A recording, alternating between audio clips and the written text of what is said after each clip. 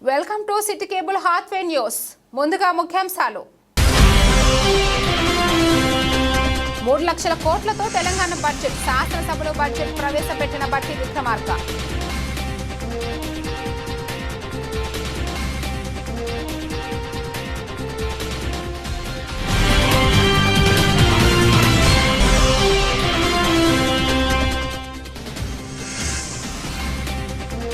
Ration పొందాలంటే eKYC తప్పనిసరి. పెండింగుల్లో ఉంటే వచ్చే ఏప్రిల్ నెల రేషన్ రాదు.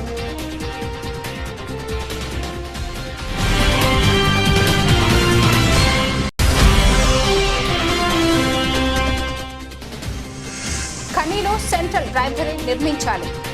ఏఐవైఎఫ్ జిల్లా ప్రధాన కార్యదర్శి మార్కపురి సూర్య డిమాండ్.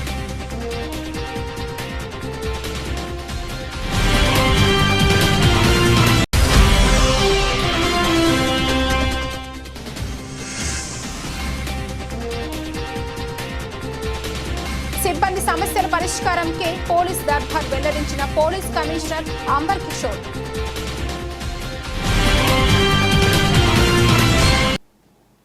తెలంగాణ వార్షిక బడ్జెట్ 2025-2026కి కేబినెట్ ఆమోద ముద్ర వేసింది. అనంతరం అసెంబ్లీలో డిప్యూటీ సీఎం ఆర్థిక శాఖ మంత్రి బట్టి విక్రమార్క బడ్జెట్ను ప్రవేశపెడుతున్నారు. 3,04,965 కోట్లతో తెలంగాణ బడ్జెట్ను ప్రవేశపెట్టారు. రెవెన్యూ వ్యయం 2,26,982 కోట్లు. మూలధన వ్యయం 36,504 కోట్లగా పేర్కొన్నారు. అసెంబ్లీలో 2025-2026 ఏడాదికి బడ్జెట్ ప్రవేశపెడుతున్న సందర్భంగా బట్టి విక్రమార్క మాట్లాడుతూ, తెలంగాణ ప్రజలు మమ్మల్ని నమ్మి అధికారం కట్టబెట్టారని, ప్రజలకు జవాబు దారితీనంగా ఉంటూ పాలన సాగిస్తామని అన్నారు. తాత్కాలిక దీర్ఘకాలిక ప్రయోజనాలను దృష్టిలో పెట్టుకుని పనిచేస్తున్నామన్న బట్టి విక్రమార్క, కొందరు పని గట్టుకుని ప్రభుత్వంపై దుష్ప్రచారం చేస్తున్నారని అన్నారు. ప్రతి పౌరుడికి మెరుగైన వైద్యం కోసం చర్యలు తీసుకుంటామని, విద్యా వ్యవస్థను మరింత బలోపేతం చేసే దిశగా ముందుకెళ్తామని, రైతుల సంక్షేమమే ధ్యేయంగా ప్రభుత్వం ముందుకెళ్తోందని బట్టి విక్రమార్క తెలిపారు. రేషన్ కార్డుదారులకు ఈకేవైసీ నమోదు తప్పనిసరైంది. ఇప్పటికీ చేయించుకోకుంటే వచ్చే నెల నుంచి రేషన్ బియ్యం పొందేందుకు వీలుండదని అధికారులు చెబుతున్నారు. పౌర సరఫరాల శాఖ ద్వారా పంపిణీ చేసే వాటిలో పారదర్శకత కోసం జాతీయ సమాచార సంస్థ ఆధ్వర్యంలో సాఫ్ట్వేర్ నవీకరిస్తున్నారు. ఇప్పటి వరకు రేషన్ కార్డులకు ఈకేవైసీ లేకున్నా సరుకులు ఇచ్చేవారు. ఇకపై అలా కుదరదని, నమోదు చేసుకునే వారంతా వెంటనే చేయించుకోవాలని సూచిస్తున్నారు. ఇప్పటికే ఈకేవైసీ పెండింగ్ ఉన్న వారి వివరాలు ఆయా పంచాయతీలకు రెవెన్యూ శాఖ సమాచారం అందించింది తెలంగాణ ప్రభుత్వం. ఇకపై నకిలీ ఓటర్లకు అవకాశం లేకుండా చెక్ పెట్టిన ఎన్నికల కమిషన్. ఆధార్తో ఓటర్ కార్డు లింక్ చేయడం ద్వారా నకిలీ ఓట్ల జాబితా నుండి ఏరివేత. ఇప్పటికే ప్రక్రియను ప్రారంభించిన ఎన్నికల కమిషన్. రామగుండం పారిశ్రామిక ప్రాంతంలో సింగరేణి సంస్థ నిరుద్యోగ యువత ప్రభుత్వ ఉద్యోగాలకు సన్నద్ధం కావడానికి సెంట్రల్ లైబ్రరీని నిర్మించాలని అఖిల భారత యువజన సమైక్య జిల్లా ప్రధాన కార్యదర్శి మార్కపురి సూర్య డిమాండ్ చేశారు. బుధవారం నాడు స్థానిక పవర్ హౌస్ కాలనీలో ఉన్న జిల్లా గ్రంథాలయాన్ని ఏఐవైఎఫ్ నాయకులు సందర్శించడం జరిగింది. ఈ సందర్భంగా అక్కడున్న నిరుద్యోగ యువతతో గ్రంథాలయ సమస్యలు తెలుసుకోవడం జరిగింది. అనంతరం ఏఐవైఎఫ్ జిల్లా ప్రధాన కార్యదర్శి మార్కపురి సూర్య మాట్లాడుతూ, రామగుండం పారిశ్రామిక ప్రాంతంలో వేలాది మంది నిరుద్యోగ యువత ప్రభుత్వ ఉద్యోగాలకు సన్నద్ధమవుతున్న వారికి సరిపడే వసతులతో కూడిన లైబ్రరీ పారిశ్రామిక ప్రాంతంలో లేదని ఆవేదన వ్యక్తం చేశారు. కేవలం అరకొర వసతులతో సింగరేణి క్వార్టర్లలో అద్దె ప్రాతిపదికను లైబ్రరీ నడుస్తుందని, దీన్ని బట్టే ప్రభుత్వాన్ని, సింగరేణి సంస్థకు నిరుద్యోగ యువత పట్ల ఎంత చిత్తశుద్ధి ఉందో కనబడుతుందని అన్నారు. సింగరేణి సంస్థ, ప్రభుత్వం కలిసి పారిశ్రామిక ప్రాంతంలో సెంట్రల్ లైబ్రరీని అన్ని వసతులతో కూడిన భవంతిని నిర్మించాలని ఆయన డిమాండ్ చేశారు. రామగుండం పారిశ్రామిక ప్రాంతంలో అనేక సింగరేణి మరియు ప్రభుత్వ స్థలాలు అందుబాటులో ఉన్నాయని, వాటిల్లో లైబ్రరీ నిర్మాణానికి అనుగుణంగా ఉన్న స్థలంలో నిర్మించాలని కోరారు.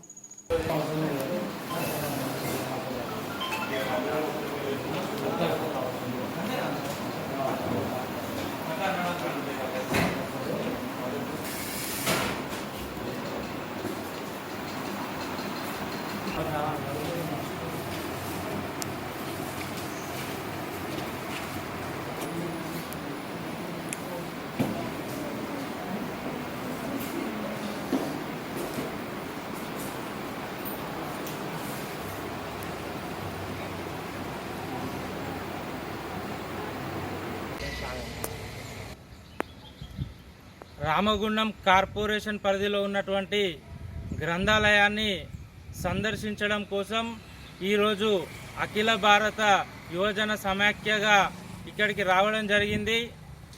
వేలాది మంది నిరుద్యోగులు పారిశ్రామిక ప్రాంతంలో ఉన్నప్పటికీ వాళ్ళందరికీ సరిపోయేటటువంటి వసతులు లేకుండా అరకొర వసతులతో సింగరేణి క్వార్టర్స్లో కిరాయి ప్రాతిపదికన ఈ గ్రంథాలయాన్ని ఇక్కడ నిర్వహించడం జరుగుతుంది. గతంలో అనేక సార్లు ఏఐవైఎఫ్గా సింగరేణి సిఎండ్ఎండి గారిని కానీ ఇక్కడ ఉన్నటువంటి RG1 బ్రాంచ్ మేనేజర్ గారికి అనేక సార్లు వినతులు ఇవ్వడం జరిగింది. సింగరేణి కూడా రామగుండం ప్రాంతంలో సెంట్రల్ లైబ్రరీని నిర్మిస్తామని చెప్పి మాట ఇచ్చినప్పటికీ ఇప్పటికీ కూడా ఆ కళ సాకారం కాలేదు. అఖిల భారత యువజన సమాఖ్యగా మేము డిమాండ్ చేస్తూ ఉన్నాం. రామగుండం పారిశ్రామిక ప్రాంతంలో ఉన్నటువంటి నిరుద్యోగ యువత ప్రభుత్వ ఉద్యోగాలకు ప్రిపేర్ అయ్యే విధంగా ఇక్కడ ఉన్నటువంటి సింగరేణి భవనాలు అనేక భవనాలు ఖాళీగా ఉన్నాయి. ఒక పెద్ద భవనాన్ని తీసుకొని ఇక్కడ లైబ్రరీని ఏర్పాటు చేయాలి, లేదా ఉన్నటువంటి ఖాళీ స్థలంలో సెంట్రల్ లైబ్రరీని నిర్మించాలని చెప్పి మేము డిమాండ్ చేస్తూ ఉన్నాం. రాష్ట్ర ప్రభుత్వం సివిల్స్లో ప్రిపేర్ అయినటువంటి అనేక మంది విద్యార్థులకు సింగరేణి నిధుల నుండి తలా ₹1,00,000 అని చెప్పి సింగరేణి నిధులను ఎక్కడో ప్రిపేర్ అయ్యేటువంటి విద్యార్థులకు దారాదత్తం చేస్తూ ఉన్నారు.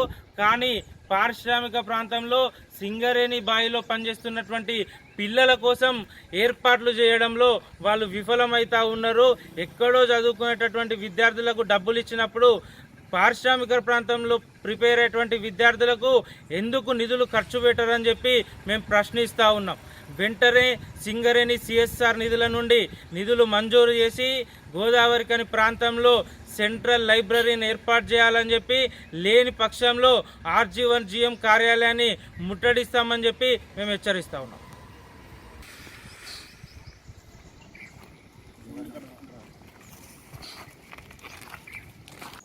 పెద్దపల్లి జిల్లా రామగుండం నియోజకవర్గం స్థానిక భగత్ సింగ్ నగర శ్రీ రేణుక ఎల్లమ్మ తల్లి మహాజాతర కరపత్రాన్ని బాబురావు మహారాజ్ బహుజన పూజార్ల శివశక్తుల సేవా సమితి వ్యవస్థాపక రాష్ట్ర అధ్యక్షులు చేతుల మీదుగా ఆవిష్కరించారు. మార్చి 23, 24, 25 నాడు జరిగే జాతర మహోత్సవానికి భక్తులందరూ పాల్గొనాలని ఈ సందర్భంగా వారు మాట్లాడుతూ, ఈ కార్యక్రమంలో తోడేటి శంకర్ గౌడ్, నేరెళ్ల రమేష్ గౌడ్, కోట సంపత్, దేవసని పరమేష్, బండ కనకయ్య, రాజయ్య, శనిగారపు రాజ్ కుమార్, రాజు, సరోజన, స్వరూప, సరిత, శకుంతల, గంగమ్మ, శకుంతల, చందలక్ష్మి, మంజుల తదితరులు పాల్గొన్నారు. భగత్ సింగ్ ఉన్నటువంటి రేణుక ఎల్లమ్మకు 23, 24, 25 జాతర జరగబోతున్నది.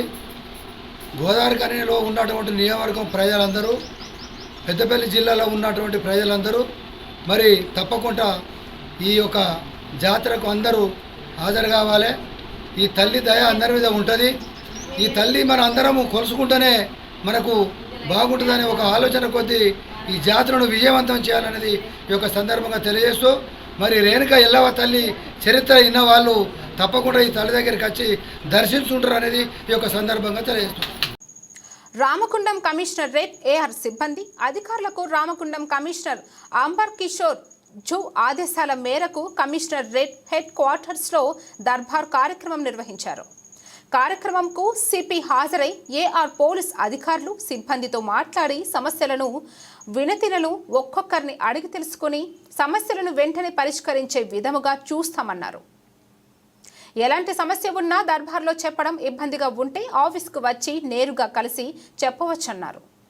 ఈ సందర్భంగా సిపి గారు మాట్లాడుతూ, మనమందరం ఒక కుటుంబం, అందరం సమన్వయంతో క్రమశిక్షణ ప్రణాళికబద్ధంగా డ్యూటీలను నిర్వర్తించాలని రామగుండం కమిషనర్ రేట్కి తెలంగాణ పోలీసు మంచి పేరు తీసుకురావాలన్నారు.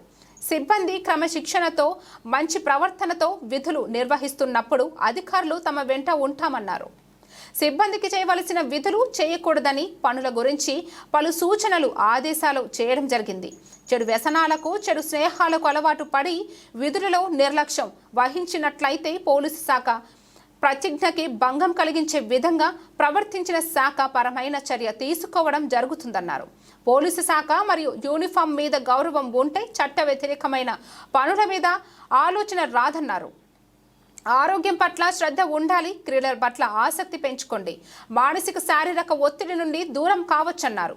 వ్యక్తిగత కారణాలతో ఎదురయ్యే మానసిక ఒత్తిళ్లు చాలా ప్రమాదకరమని, కొన్ని సందర్భాల్లో ఈ ఒత్తిళ్ల కారణంగా ఆరోగ్య సమస్యలు ఎదుర్కోవాల్సిన వస్తుంది. కొన్ని సందర్భాల్లో ఒత్తిళ్లు తట్టుకోలేక క్షణికావేశంలో తప్పుడు నిర్ణయాలు తీసుకునే ముందు మీ కుటుంబం గురించి ఆలోచించాలని సూచించారు. ప్రతి 2 నెలలకు ఒకసారి మెడికల్ క్యాంపు నిర్వహించి సిబ్బంది అధికారులు మరియు వారి కుటుంబ సభ్యులకు హెల్త్ చెకప్ చేయడం జరుగుతుందని చెప్పారు. వార్తలు ముగించే ముందు మరోసారి ముఖ్యాంశాలు. 3 లక్షల కోట్లతో తెలంగాణ బడ్జెట్. శాసనసభలో బడ్జెట్ ప్రవేశపెట్టిన బట్టి విక్రమార్క.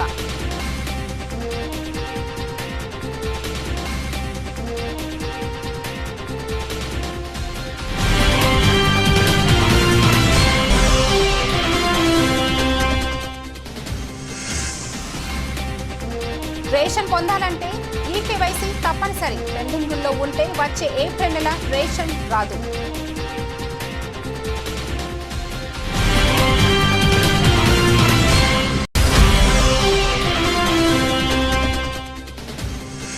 ఖనీలో సెంట్రల్ లైబ్రరీ నిర్మించాలి.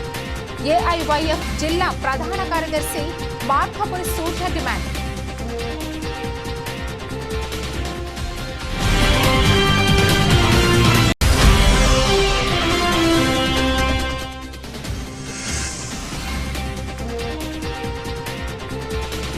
సిబ్బంది సమస్యల పరిష్కారంకే పోలీస్ దర్బార్ వెల్లడించిన పోలీస్ కమిషనర్ అంబర్ కిషోర్.